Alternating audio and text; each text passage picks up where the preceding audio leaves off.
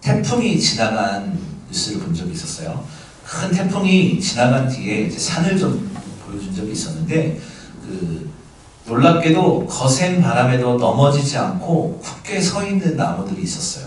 태풍이 꽤 심하게 왔는데 나무들이 뽑히지 않았던 거예요. 그래서 그거 전문가들이 그걸 이유에 대해서 설명을 하는데, 그 나무들은 뿌리가 서로 엉켜 있어서 하나하나 서 있지만 뿌리가 모두 엉켜 있어서 바람이 그 한 나무를 흔들어도 주변 나무들이 함께 버티어주기 때문에 뽑히지 않는다라고 이야기를 하는 거예요. 혼자 서 있는 나무는 쉽게 쓰러지지만 뿌리가 연결된 나무들의 숲은 웬만한 태풍에도 견딘다라는 것을 이야기하는 것을 보았습니다. 그래서 나무와 나무들이 뿌리가 엉켜서 서로 버팀목이 되어주고 있었던 거예요. 저는 이거를 보면서 우리의 삶도 그렇구나 라는 생각을 했습니다.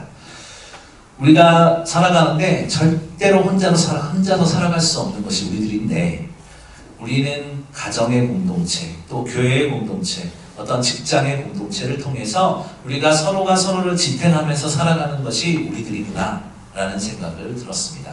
세상에 혼자 살 수 있는 것처럼 이야기하지만 절대 세상에 혼자 살 수가 없습니다. 하나님께서도 아담이 혼자 사는 것을 보고 그를 안타깝게 여겨서 화를 만들어내셨습니다. 즉 하나님께서는 우리 가운데 혼자 살지 않게 만들어 놓으셨다라는 거예요. 그런데 우리의 현대를 살아가는 지금 이 시대에 정말로 힘든 것은 그 문제를 혼자 건져야 하는 외로움들이 우리 가운데 한 번씩 온다라는 것이죠. 우리는 다짐을 해요. 내 마음만 회복되면 괜찮아질 거야. 내 마음만 좋아지면 괜찮아질 거야. 내 마음만 회복되면 내 주변 환경은 괜찮아질 거야 라고 생각합니다. 그런데요, 성경은 회복이란 혼자 이루어지는 것이 아니라 함께 붙들어줄 누군가와 연결될 때 완성된다라고 이야기를 하는 거예요. 사실 여러분 마음의 상처를 입으면 그게 쉽게 잊혀지던가요? 아니에요. 아주 어렸을 때 나에게 큰 상처를 주었던 사건이 있다면 그것이 수십 년이 지난 여러분들 지금 상황에서 그게 잊혀지던가요? 그렇지 않습니다. 상처는 지워지지 않는다는 거예요. 잊혀지지 않는다는 거예요. 그래서 우리는 자기 체면을 갖고 있죠. 좀 시간이 지나면 괜찮아질 거야. 그런데 괜찮아져야죠, 당연히. 하지만 우리는 그것을 참고 혹은 다른 방법들을 통해서 회복을 일으키려고 하고 있습니다. 하지만 성경에서는 그렇게 너의 노력으로는 진정한 회복이란 있을 수 없다라고 이야기를 하고 있어요. 특별히 오늘 말씀을 통해서 볼 텐데요. 이사야 61장, 오늘 우리가 읽은 이사야 61장이 기록된 시대적 배경을 좀 이야기를 하자면, 바벨론의 포로 생활이 끝나고 그 바벨론의 포로의 상처가 깊게 남아있던 때였어요. 쉽게 이야기를 하자면 이 당시에, 오늘 본문이 쓰여졌던 당시의 배경에는 그 상황은 가정이 흔들렸고 또 공동체가 무너졌고 성벽이 무너져 있는 아주 총체적인 상실의 시대였다는 거예요. 여러분, 상실이란 뭘까요? 다시 일어설 수 있는 힘이 없다라는 것을 전제하고 있지 않습니까? 그런데 이 총체적 그 상실의 시대에서 하나님은 약속하십니다. 뭐라고 하냐면 단지 개인의 위로가 아니라 무너진 공동체와 세대를 함께 내가 세우겠다라고 하고 있어요. 너희들은 상실 때문에 일어설 힘이 없는 것처럼 보이지만 아니야, 내가 다시 세울 거야 라고 말씀을 하시는 거예요. 그래서 오늘 이 말씀을 통해서 어떻게 우리가 회복되어져야 되고 또 어떻게 살아야 되고 또 어떤 것을 하나님께서 원하시는지 한번 말씀을 통해서 살펴보도록 하겠습니다. 그리고 먼저 첫 번째로는 주의 영이 임할 때 개인을 넘어 공동체가 치유된다인데, 오늘 본문 1절입니다. 우리 한번 좀 길지만 읽어보겠습니다. 시작. 주 여호와의 영이 내게 내리셨으니 이는 여호와께서 내게 기름을 부으사 가난한 자에게 아름다운 소식을 전하게 하려 하십니다. 나를 보내사 마음이 상한 자를 고치며 포로된 자에게 자유를, 갇힌 자에게 노임을 선포하며. 아멘. 우리 사실 이사야 61장은 성경을 좀 읽었거나 많은 분들 설교를 좀 들었다라고 하는 분들은 다 익숙한 본문일 텐데 이 말씀에 통해서 오늘 함께 은혜를 나누려고 하는 것은 오늘 본문의 시작이 1절이 이렇게 시작하죠. 주 여호와의 영이 내게 내리셨으니 이렇게 이야기를 하고 있습니다. 이거 다른 것이 아니다. 하나님의 영이 왔을 때 우리 마음 가운데 성령의 은혜가 있을 때 내릴 때 뭐 이런 뜻이에요. 회복은요 언제나 내 힘과 의지에서 시작되는 것이 아니라 하나님이 우리에게 오실 때 시작한다는 거예요. 주 여호와의 영, 오늘 본문에서도 주 여호와의 영이 내게 내리셨다. 내가 잡았다가 아니라 내리셨다는 거예요. 우리 삶 가운데 진정한 회복이 무엇이냐? 우리 삶 가운데 진정한 회복은 다른 것이 아니라 하나님이 우리에게 오실 때예요. 우리 마음 가운데 자리 잡았을 때 우리가 우리의 힘과 노력이 아니라 하나님의 은혜로 붙들었을 때 우리에게 진정한 회복의 은혜가 있다는 겁니다. 그리고 또 여기서 말하는 기름을 부으셨다라는 표현은 하나님께서 특별히 힘을 주시고 맡기시는 역할을 주신다라는 뜻인데요. 그리고 그 기름을 부은 그게 무엇을 이야기하냐면 사실은 61장은 예수 그리스도를 이야기하는 것인데 그 기름 부으심의 힘을 받은 분이 바로 예수 그리스도다라는 것이죠. 예수님이 하시는 그 일은 회복의 일이다라는 것이에요. 그런데 예수님께서 우리 삶 가운데 회복의 은혜를 주시는데 어떤 회복의 은혜를 주시느냐라고 했을 때는 오늘 1절에서는 4가지를 이야기하고 있어요. 마음이 낮아진 사람에게 복음을 전하고 상처난 마음을 고치고 묶여있는 사람을 풀어주시고 닫힌 인생의 문을 열어주신다라는 것이에요. 그런데 중요한 것은요, 이 지금 제가 4가지를 이야기를 했는데 이 일이 한 사람에게만 일어나는 게 아니라는 거예요. 성경은 가난한 사람들, 보시면 포로된 사람들, 갇힌 사람들 이렇게 복수로 기록하고 있어요. 예수님께서 주시는 은혜는 나만을 위한 것이 아니다라는 것을 이야기합니다. 주님께서 주시는 회복은 항상 여러 사람에게 흘러가기 때문이에요. 여러분, 복음은요, 예수 그리스도의 능력은요, 흘러나가는 거예요. 성령의 충만함을 구하자라고 하잖아요. 성령의 충만함이 뭐겠어요? 넘치도록 주시는 은혜를 이야기하잖아요. 이것이 무엇이겠어요? 하나님께서 주시는 은혜는 반드시 흘러간다는 것을 이야기하는 거예요. 우리 이런 이야기예요. 하나님이 나를 사랑하시고 우리의 가정을 사랑하셔서 이렇게 해주셨어. 좋아요. 그럼 그 다음은요? 하나님께서 이렇게 응답하셨어. 그럼 그 다음은요? 받은 은혜를 누리며 나누며 살아야죠. 하나님께서 응답하셨어요. 응답받고 하나님께서 귀한 은혜 받은 거 좋아요. 그럼 그 다음 복음은 흘러간다라고 하는데 오늘 이사야 61장 1절에서도 단수가 아니라 복수로 쓰여서 사람들, 그들 이렇게 이야기를 하는데 우리가 받은 은혜가 진짜라면 하나님께서 주신 은혜가 내 삶에 붙드는 게 진짜라면 그건 반드시 흘러보내야 된다는 거예요. 여러분, 물은 고여있으면 썩어요. 나에게 주어진 은혜 썩히면 안 되잖아요. 흘려보내야죠. 나의 가족들에게, 우리 공동체에게 흘려보내야 된다는 겁니다. 그래서 복음은요, 늘 여러 사람을 향하게 되어 있어요. 성령은 개인만 회복시키는 것이 아니라 공동체를 새롭게 하는 분이신데 바울도 고린도서 12장 13절에 이런 말을 하고 있어요. 우리 한번 읽어보겠습니다. 시작! 우리가 유대인이나 헬라인이나 종이나 자유인이나 다 한 성령으로 세례를 받아 한 몸이 되었고 또 다 한 성령을 마시게 하셨느니라. 아멘. 네, 하나를 이야기하잖아요. 유대인이나 종족을 불문하고 성별을 불문하고 모든 사람을 여러 가지 성격들을 불문하고 우리가 한 성령으로 세례를 받아 한 몸 되었다라는 것이에요. 우리는 운명 공동체라는 거예요. 싫으나 좋으나 저와 여러분은 한 몸이라는 거예요. 아멘. 그래서 저는 기뻐요. 여러분들과 한 몸 공동체라는 것에 대해서 감사하고, 네, 또 이렇게 포근한 담임 목사가 어디 있겠어요. 또 네. 전 다이어트 실패한 게 여러분들에게 포근한 이미지를 주기 위해서 다이어트를 안 했던 것 같기도 해요. 네. 자, 그래요. 주요.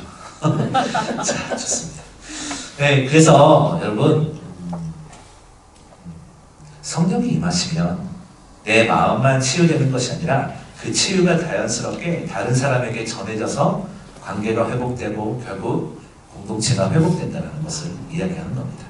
그래서 성경은 혼자만의 신앙을 이야기하잖아요. 혼자 신앙생활 하는 분 계십니까? 얼마나 외로워요. 이야기할 사람도 없고. 여러분 요즘 교회들이 소그룹을 좀 강화하고 있어요. 소그룹이 모이기가 참 구역 같은 거 모이기가 힘든데 자꾸 모이게끔 유도를 많이 하고 있어요. 왜 그러냐면 여러분 세상은 혼자 살 수 없어요. 아무리 괜찮은 사람도 누군가의 도움이 필요하고요. 우리는 기본적으로 하나님의 도움을 받고 있잖아요. 하나님이 만약에 이 땅에 공기가 없어진다고 생각해 보세요. 그럼 우리 바로 10분 안에 죽을 거예요.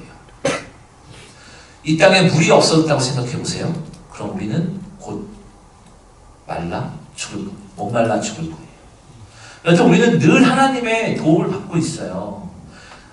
그래서 신앙생활도 마찬가지예요. 혼자 할 수 없다라는 것이 무엇이냐면 우리가 믿음의 공동체를 통해서 작은 모임들을 통해서 우리의 삶을 나누고 또 거기서 도전받고 위로받고 일어서라 라는 것을 이야기하는 것입니다. 요한일서 4장에서도 형제를 미워하면서 하나님을 사랑한다고 말할 수 없다라고 이야기를 하고 있어요. 여러분 우리가 누군가를 계속 미워하잖아요. 그러면 그것은 분명히 하나님을 사랑하는 사람이 아니다라고 요한일서에서 이야기를 하고 있는 거예요. 비난과 비방과 질투와 모함과 시기와 이런 것들에 똘똘 뭉쳐있는 분 계십니까? 먼저 하나님의 사랑을 회복하시길 바라요. 아멘. 하나님과의 관계는요 반드시 사랑과의 관계 속에서 나타나게 되어 있어요. 왜냐하면요 우리는 하나님의 형상대로 지음받았어요.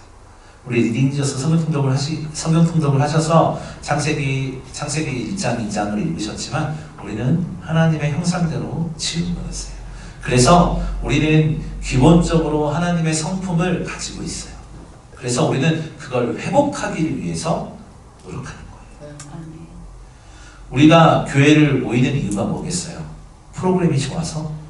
아니면 먹을 걸 많이 줘서? 아니면 무언가 대단한 걸 해서? 아니에요. 우리는 이렇게 모이는 이유는 딱 한 가지예요. 예수 그리스도의 몸된 교회를 함께 세워가기 위해서예요. 아멘. 그래서 10장 25절에도 모이기를 패하지 말라라고 했어요. 여러분 우리가 함께 모여서 이렇게 예배하고 이런 것이 다른 것이 아니에요. 이 불편함은 우리 계단도 불편함을 무릅쓰고 올라와서 예배하고 뭐 이런저런 환경 가운데서도 그럼에도 불구하고 우리가 예배하는 것은 다른 것이 아니에요. 우리가 예수 그리스도의 몸을 하나 되어서 이루어가기 위해서 모여있는 거라는 겁니다. 우리가 그걸 기억해야 되는 거예요. 우리는 그래서 이렇게 물어봐야 돼요. 우리 마음 가운데 우리 생각해봐야 돼요. 누군가 마음의 상처가 치유되면 어떤 일이 벌어질까요? 그 사람의 말투가 부드러워지겠죠. 표정이 밝아지겠죠. 여러분 마음 가운데 고민이 있는 사람 보세요. 세상 근심 걱정을 다 지고 있어요. 제가 이렇게 위에서 이렇게 쭉 보잖아요. 여러분들 표정이 하나하나 다 보여요. 안 보일 것 같죠? 그래서 세상에 근심과 걱정이 있는 사람은 표정에 드러나게 되어 있어요. 이제 이걸 비언어라고 이야기를 하는데 그 비언어 속에 다 드러나요. 눈썹의 움직임, 눈동자의 깜빡임, 손의 움직임 이런 걸 통해서 다 드러나게 되어 있다는 거예요. 그런데 우리 한 명 한 명이 회복되면 어떤 일이 벌어지는지 아세요? 내가 회복이 되면요 우리 옆 사람이 위로받아요. 아멘. 어떤 사람이 묶여있던 습관과 죄에서 벗어나면요 우리의 가정이 달라지고요 대화가 달라지고요 분위기가 달라져요. 어떤 지사님이 기쁨을 회복하면 우리의 모임들이 달라지고 찬양이 달라지고 예배의 분위기가 달라지죠. 즉 한 사람의 회복이 공동체 전체의 분위기를 바꾸는 거예요. 초대교회가 그랬어요. 성령이 임하자 각 사람의 마음이 변하기 시작합니다. 그리고 그들이 서로 함께 모이자 예루살렘 전체가 변하게 돼요. 그래서 신앙은 혼자 하는 것이 아니라 반드시 공동체와 함께 할 때 완성이 된다는 걸 우리는 기억해야 돼요. 그래서 오늘 우리는 이렇게 자신에게 질문해야 돼요. 지금 나는 어떤 부분에서 하나님을 의지해야 되는지 기억해야 되고, 겉으로는 괜찮아 보이지만 마음 깊은 곳에서 무너진 부분이 있지는 않은지, 왜냐하면 하나님의 도우심이 필요하니까. 그리고 내 안에 아직 아물지 않은 상처가 있는지 체크해야 돼요. 왜냐하면 하나님의 도우심과 인도하심이 필요하니까. 관계 속에서 막힌 곳은 없는지, 말은 섞지만 마음을 닫고 있는 사람이 있진 않은지, 혹시 나만 괜찮으면 된다라는 생각을 가지고 살고 계시진 않은지. 회복은요, 흘러가야 진짜 회복이에요. 나를 통해서 회복된 은혜가 내 마음을 만져주신 하나님의 은혜를 통해서 내가 회복되어지고, 그 회복의 은혜가 우리 공동체에게, 우리 가정에 반드시 흘러가야 된다는 거예요. 여러분, 기쁜 사람 옆에 있으면 기뻐져요. 하지만 슬픈, 여러분 늘 옆에 있는 사람이 늘 24시간 인상을 팍팍 쓰고 있다고 생각해 보세요. 그러면 좋은 일이 있다가도 힘들어져요. 회복이라는 은혜가 바로 그런 것 같아요. 회복의 은혜는 내가 회복되어짐으로써 옆 사람에게 손을 내밀 수 있는 마음의 여유가 생기는 것이고, 내가 회복되어짐으로써 그 사람을 위해 진정으로 기도할 수 있는 능력이 생깁니다. 그래서 초대교회는요, 완벽한 사람들이 모여서 변화된 것이 아니었어요. 성령님께 붙들린 한 사람 한 사람을 통해서 전체가 변하게 된 거예요. 오늘 우리도 여러분들이 그 한 사람 한 사람들이 되기를 소망합니다. 조금 더 볼 것은, 두 번째로는 하나님은 내면의 회복을 통해 관계와 공동체를 회복시킨다인데, 오늘 2절과 3절 좀 길지만 한번 읽어보겠습니다. 시작. 여호와의 은혜의 해와 우리 하나님의 복의 날을 선포하여 모든 슬픈 자를 위로하되, 물은 시온에서 슬퍼하는 자에게 화관을 주어 그 죄를 대신하며 기쁨의 이름을 그 슬픔을 대신하며 찬송의 옷으로 그 근심을 대신하시고, 그들이 그의 나무 곧 여호와께서 심으신 그 영광을 나타내자라 일컬음을 갖게 하려 하시리라. 아멘. 2절과 3절은 하나님께서 그 우리의 마음의 회복을 어떻게 시켜주는지, 어떻게 이루어 가시는지를 보여주는 본문이에요. 먼저 2절에서는 여호와의 은혜의 해 이렇게 시작을 하고 있죠. 이게 무엇이냐면 레위기 25장을 근거로 하고 있는 건데, 희년에 대한 이야기예요. 희년이 뭐냐면, 희년이 되면 모든 빚과 모든 빚이 탕감이 되고 종이 자유를 얻고 잃었던 땅이 돌아오는 그 회복의 해, 그걸 희년이라고 그러는데, 그 여호와의 은혜의 해가 우리에게 해방되는 해라는 것을 이야기하는 거예요. 그래서 어떻게 해방이 되느냐라고 했을 때, 그 은혜의 해가, 그 말씀은 회복이 어떤 과정으로 일어난지를 세 단계로 이야기를 하고 있는데, 오늘 2절에서 제대신 화관 이렇게 이야기를 하잖아요. 이스라엘 사람들은 슬픔을 애도할 때 머리에 재를 뒤집어 썼다고 그래요. 그래서 재는 슬픔과 수치의 상징이지만, 하나님께서는 그 슬픔과 수치의 자리를 대신해서 하나님께서 회복의 은혜를 더해 주셔서 곧 화관, 그 영광과 존귀를 주신다라고 이야기를 하고 있어요. 그래서 하나님의 회복은 단순히 고통을 덜어주는 수준이 아니라 수치를 영광으로 바꿔주는 변화를 이야기하고 있습니다. 그래서 쟤는, 슬픔은 내가 만든 흔적이지만, 여러 가지 상처를 통해서 내 마음에 난 상처들, 이건 내가 만들어낸 상처지만, 화관은 하나님이 씌워주시는 은혜라는 거예요. 또 슬픔 대신 기쁨의 기름 이렇게 이야기를 하고 있죠. 이스라엘 사람들은 크게 슬퍼하거나 상을 당하면 얼굴에 기름을 바르지 않았다고 그래요. 그래서 기름은 기쁨과 풍성함의 상징이었어요. 하나님께서는 우리의 기쁨, 슬픔을 억지로 잊게 하시지 않는다는 거예요. 서두에도 얘기했지만, 여러분, 마음에 상처난 것들, 이게 잊혀지던가요? 안 잊혀져요. 여러분, 마음 가운데 어려움이 있는 거, 고난 가운데 있었던 것, 시간이 지난다고 해서 잊혀지던가요? 안 잊혀져요. 여러분 옛날에 어머니가 나한테 맛있는 걸 안 사줬던 거, 학교 갔다 왔는데 내가 그 불량식품을 하나 사달라고 했는데 그런 거 먹으면 안 된다고 해서 날 데려왔던 거, 그런 것들, 어렵고 서러웠던 것들, 명절 때 되면 어른들한테 용돈을 받았는데 그걸 다 부모님이 가져갔던 것들. 많이 가져가셨어요? 그러시면 안 돼요. 네. 그런 것들은 안 잊혀져요. 그런데 그걸 대신할 수 있는 방법이 오늘 본문에 있는 거예요. 슬픔 대신 기쁨의 기름, 이 말이 힌트가 있는 건데, 하나님께서는 우리의 깊은 슬픔을 억지로 잊게 하는 것이 아니라 그 자리에 슬픔 대신에 기쁨을 채워 넣으신다는 거예요. 내면의 마음으로부터 새롭게 하시는 회복을 이야기하는 건데, 기쁨의 기름은 하나님이 이제 우리가 고통과 슬픔 가운데 날마다 울고 넘어져 있던 우리에게 하나님께서 찾아오셔서 사랑하는 누구야? 이제 다시 웃어도 된단다 라고 말씀하시는 선포예요. 그리고 근심 대신 찬송의 옷을 이야기하잖아요. 근심은 생기를 잃은 상태를 이야기하죠. 근심을 가지고 있는 사람은 어때요? 생기가 없잖아요. 걱정과 근심 때문에. 근심은 생기를 잃은 상태이지만 하나님은 절망을 찬송으로 바꾸신다라는 것을 이야기하는 겁니다. 그래서 우리의 마음의 회복을 통해서 외적인 변화까지 만들어내신다라는 것을 이야기하는 거예요.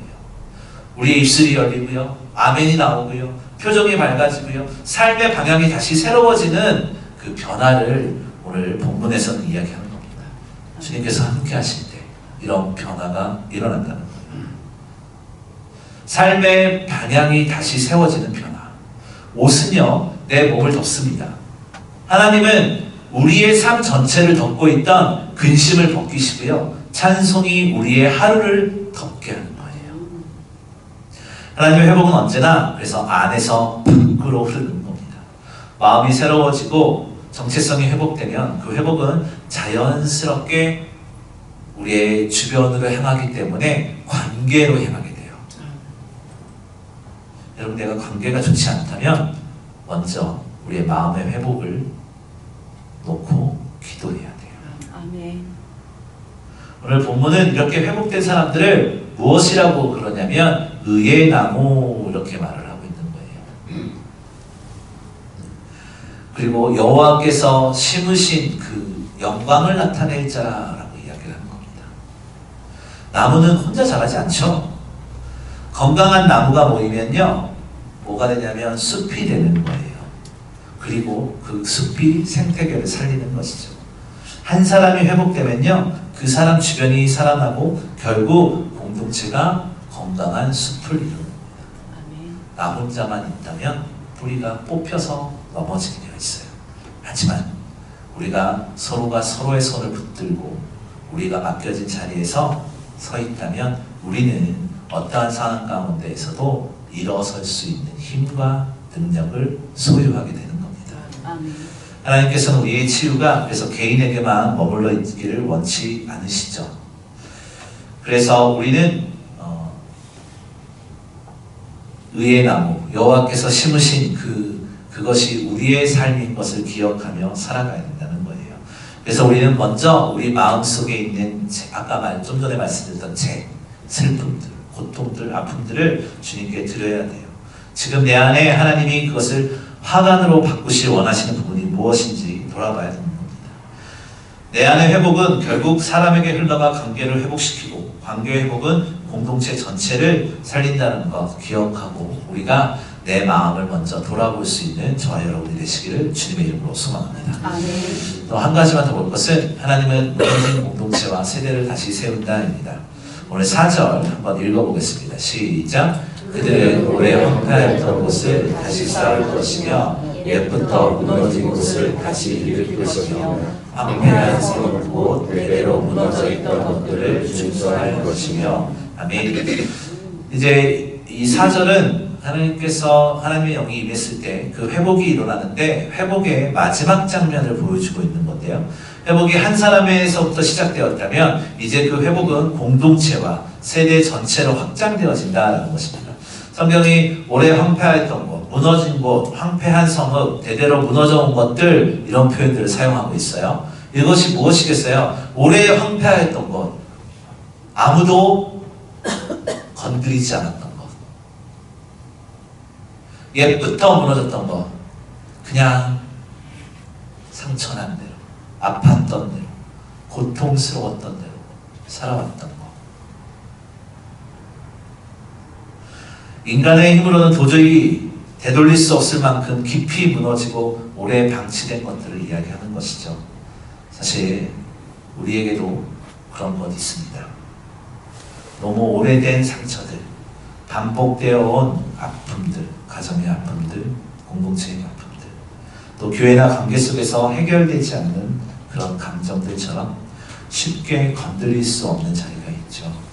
그런데 여기서 중요하게 바라봐야 될 건요, 의외로 사타, 황폐, 성 이런 것이 아니라 그들, 사절의 시작을 볼 때 그들이고 이 말에 우리가 집중해야 돼요.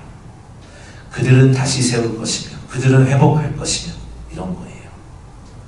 여기서 말하는 그들이 누구겠습니까? 오늘 보면 1절부터 3절까지 그 하나님의 회복을 경험한 사람들이 사절을 하는 거예요. 하나님께 회복을 먼저 경험한 사람들이 무너진 곳을 일으키는 거예요. 여러분, 우리의 마음의 회복이 왜 필요한 줄 아세요? 하나님의 성령의 충만함이 왜 필요한 줄 아세요? 내가 하나님께 붙들려 있을 때 우리의 가정이 회복되어지고 우리의 공동체가 회복되어진다는 거예요. 아멘.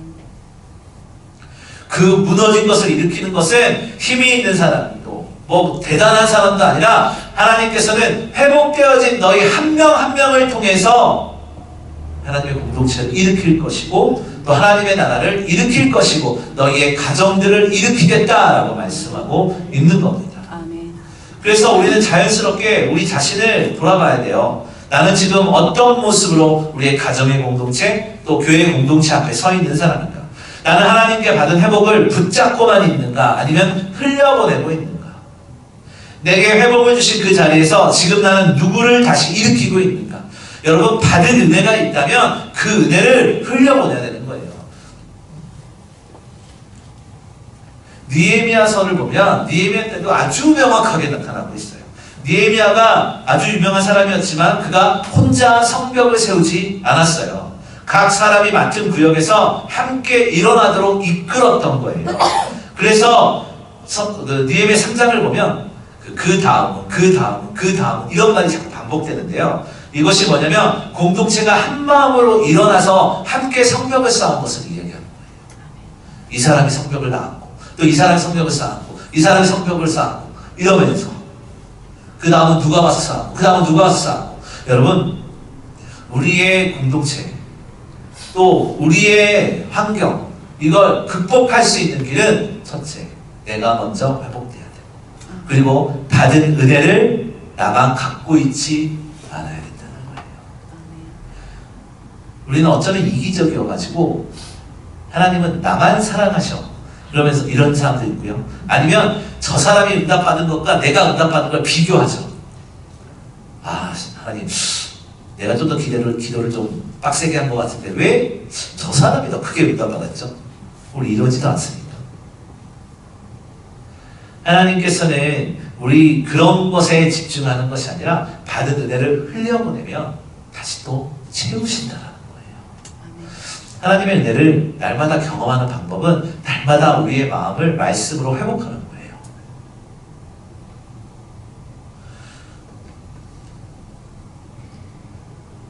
오늘 하나님께서는 말씀하시잖아요. 회복시키겠다고. 회복시키겠다고. 그러면 우리가 1절에서 3절까지 일들을 하면 4절처럼 하나님의 회복의 은혜가 약속되어져 있다는 거예요. 하나님은 회복된 사람들을 회복의 일꾼으로 세우신다는 거예요. 베드로서 2장에 보면 우리가 단지 복을 받는 사람이 아니라 빛을 선포하는 사람이다 라고 이야기를 하고 있어요. 즉 우리의 회복은 우리의 마음의 위로와 우리가 온전히 말씀으로 일어서는 것은 나 혼자 기뻐하라고 주신 것이 아니라 우리의 가정을 위해서 우리의 공동체를 위해서 다시 일으키라는 부르심이에요. 우리는 부르심을 받은 자들이에요. 아멘. 그래서 생각해보세요. 저 어렸을 때 성은아 일로 와 그러면 저희가 부모님이 불렀다고 쳐봐요. 그럼 내가 들은 척도 안 하고 가만히 있으면 어떻게 되겠어요? 혼나겠죠. 하나님께서 우리를 부르셨잖아요. 그래서 우리가 이 자리에 있는 거예요. 그러면 부르심을 받은 자들은 부르심을 받은 자들의 합당한 모습을 가지고 살아야 돼요. 어떤 게 합당한 모습일까요? 오늘 이사야서 61장은 우리에게 아주 명확하게 이야기하죠. 주님의 성령의 은혜를 힘입어 우리의 마음을 회복시키고 우리의 삶을 회복시키고 우리의 가정을 회복시키고 우리의 공동체를 회복시켜라. 아주 명쾌하게 이렇게 얘기를 하고 있는 거예요. 그래서 우리는 질문해야 돼요. 나는 내 삶에서 어떤 무너진 자리를 외면하고 있는지, 남편에게 혹은 아내에게 상처받은 그 마음을 주님의 은혜로 채우지 못하고 아직까지 마음에 담고 있는지, 혹은 자녀와 부모가 해결하지 못한 문제 가운데 아파하고 신음하고 있지는 않은지, 혹은 하나님과의 관계에서 어려워하고 있지 않는지, 혹은 우리 믿음의 공동체 안에서 관계의 문제 가운데에서 힘들어하고 있지 않는지, 우리는 돌아봐야 돼. 점검하지 않으면 고쳐지지 않아요. 돌아보지 않으면 확인할 수 없어요. 우리의 마음의 상태를 점검해야 돼요. 아멘. 전도서 4장 12절은 새 겹줄은 쉽게 끊어지지 않는다라고 이야기를 하고 있어요. 이것이 무엇이겠어요? 신앙생활은 혼자 할 수 없다. 여러분, 하나님께서 함께 하시고 또 믿음의 공동체가 여러분들과 함께 합니다.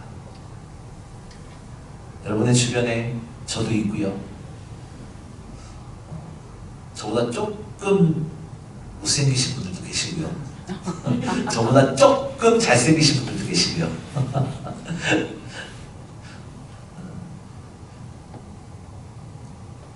그분들과 함께 하십시오. 아멘. 서로의 힘이 되어주세요. 아멘. 여러분, 질투하고 미워한다면 도대체 그게 나에게 무슨 일이 있습니까? 서로 사랑하시고 서로를 격려하시고 세워주세요. 제 아내가 저한테 잘생겼다고 그래요. 빨리 웃는 사람들 얼굴 보세요. 지금 누구지? 사실은 그냥 평범한 아저씨잖아요. 근데 그것은 제가 알고 있어요. 제 아내가 저를 세워주고 온전히 가정을 잘 이끌어가기 위한 바람에서 하는 얘기인지 알고 있습니다. 여러분, 하나님과의 관계에서 어떠세요? 하나님을 사랑하십니까? 그렇다면 하나님의 사랑을 고백하시기를 바랍니다. 또 흘려보내시기를 바랍니다. 말씀의 결론을 내리도록 하겠습니다. 하나님의 회복은 언제나 조용히 그러나 깊게 시작되죠. 한 사람의 마음에 스며든 위로가 또 다른 사람의 마음을 어루만지고요. 그 따뜻함이 번져서 공동체가 살아나고 그 공동체를 통해서 세대가 다시 숨을 쉬는 겁니다.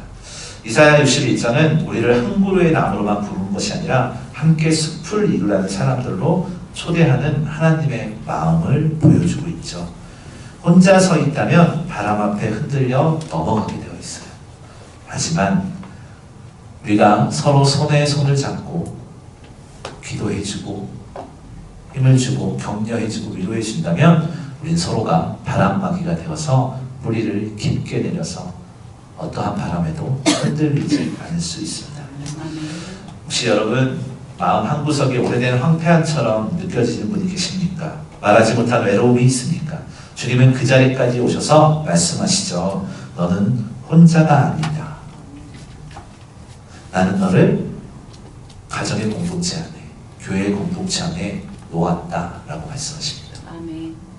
우리가 서로가 서로를 회복시켜주는 은혜가 있기를 주님의 이름으로 소망하고요. 또 하나님께서 우리를 시냇가에 심은 나무처럼 그분의 은혜의 물을 따라 자라게 하시고 계절이 바뀌고 뭐 별게 있다 할지라도 마르지 않는 생명으로 세우실 것입니다. 또한 우리의 회복이 내 한 사람의 기쁨으로 끝나는 것이 아니라 옆 사람을 살리고 가정을 세우고 공동체를 살리는 흘러가는 시냇물이 되기를 주님의 이름으로 소망합니다. 아멘.